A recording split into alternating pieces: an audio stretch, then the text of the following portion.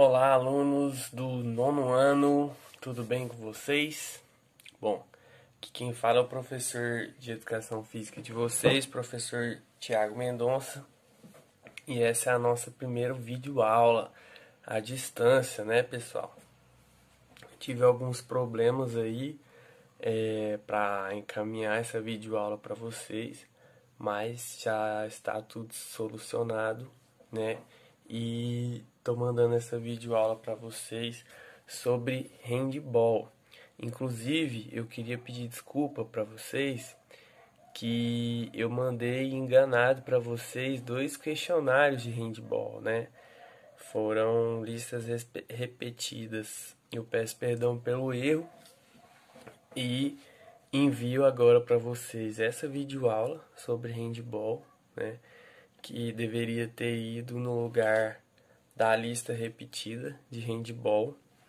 Mando também a videoaula sobre basquete e a lista sobre basquete, né? Visto que é um videoaula e uma lista. Bom, e aí sobre a história do handball a gente tem várias curiosidades. Mas um debate importante que a gente tem sobre o handball é que a origem dele não é consensual, né? Não há um consenso em relação à história, à origem do handball, porque existem várias versões, existem vários relatos de práticas parecidas com o jogo de handball que nós temos hoje, né? E isso é comum na história de vários esportes.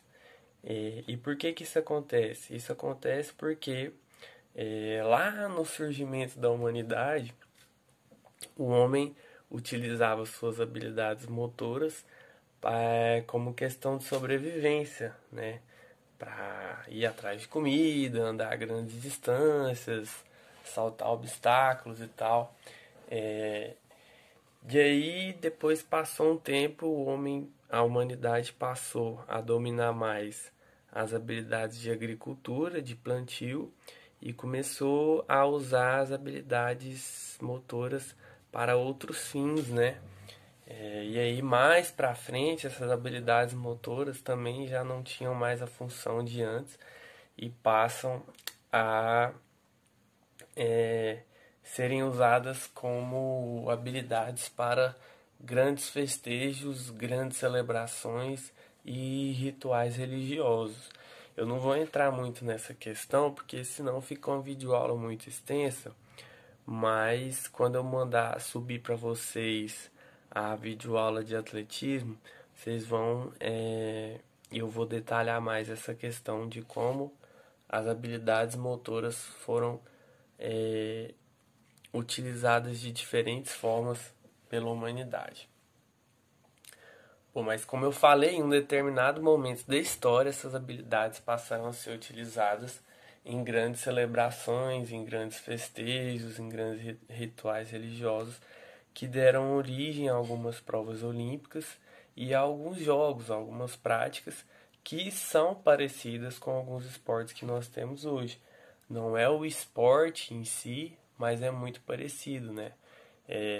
O que eu quero dizer com isso é que essas práticas elas podem ter evoluído ao longo do tempo e chegar no formato que é o handball hoje, por exemplo. E aí nós possuímos várias versões sobre a origem do handball, né? Mas entre elas, duas são mais disseminadas, mais discutidas assim.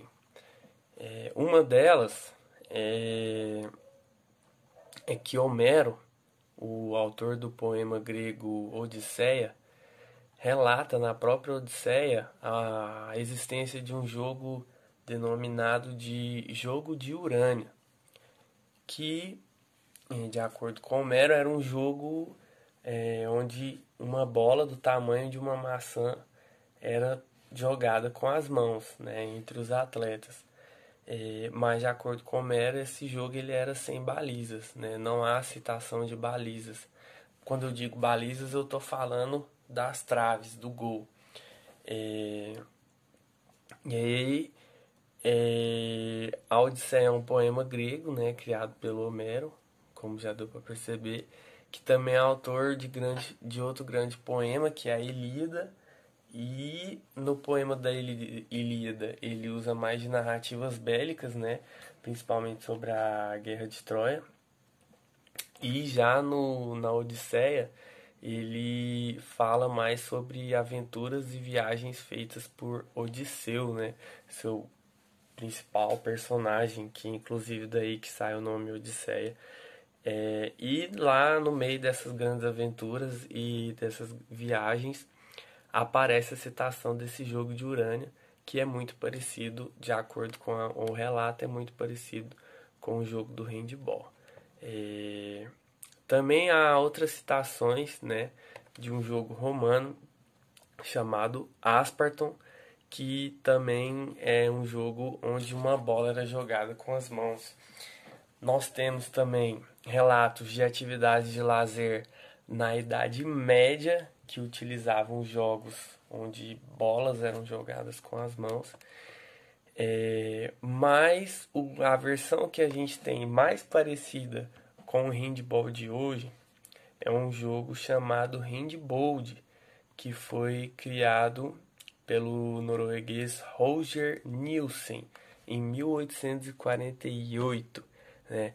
E é essa versão que é mais parecida com a versão do handball que a gente tem hoje, que foi criada pelo professor alemão Karl Schlenz em 1919. Nome complicado, né? Mas tá aqui, ó. Não sei se vai dar pra ver aí. Acho que dá. Vou mais aqui assim. Karl Schlenz, em 1919, e o norueguês Roger Nielsen, em 1848. Bom, alunos, por que então é dito que o professor alemão Karl Schlenz foi o criador do handball? Porque ele foi o primeiro a formular uma regra para o handball e registrar essa regra numa federação, né? Ele criou ali uma regra para o handball e registrou isso na Federação Alemã de Ginástica. E como eu já disse nas nossas aulas presenciais, o que determina que um esporte seja um esporte é a existência de uma federação gerenciando as regras desse esporte, né? E aí dei para vocês vários exemplos, né? A Federação Internacional de Atletismo e tal. Inclusive falei, né, sobre a criação da Confederação Brasileira de Atletismo, que inicialmente ela era filiada à Confederação Brasileira de Esporte, né? E depois ela se tornou uma confederação à parte. E tem essa semelhança com a origem do handball. Inicialmente o handball era filiado à Federação Alemã de Ginástica. Mas então foi em 1919 que Karl Schlenz cria as regras do handball e as registra e coloca sobre a tutela da Federação Alemã de Ginástica. E é aí que o handball se torna um esporte pelo fato de ter uma federação. E a partir daí, bom, na verdade, inicialmente o handball ele era praticado em campos gramados, parecidos com os campos de futebol. E aí a bola era jogada com as mãos, como todo mundo sabe, né? Mas era jogado um campo de futebol e era tido mais como uma atividade de lazer. Não era uma atividade muito competitiva. Mais pra frente que o próprio professor alemão, vai fazer com que esse esporte ele se torne mais competitivo, enviando essas regras para outros países, disseminando mais esse esporte, promovendo mais esse esporte, tornando ele mais competitivo, o que o torna mais atrativo também. querendo ou não, né, com todas as ressalvas que existem dentro de competições, a gente gosta de competir, né? Bom, mas isso eu deixo para a próxima aula. Por enquanto é só. Espero que essa aula também ajude vocês a responderem o questionário que eu mandei, né? Considerem só o primeiro, tá? Só a primeira lista. Essa aula entra substituindo a lista que foi repetida.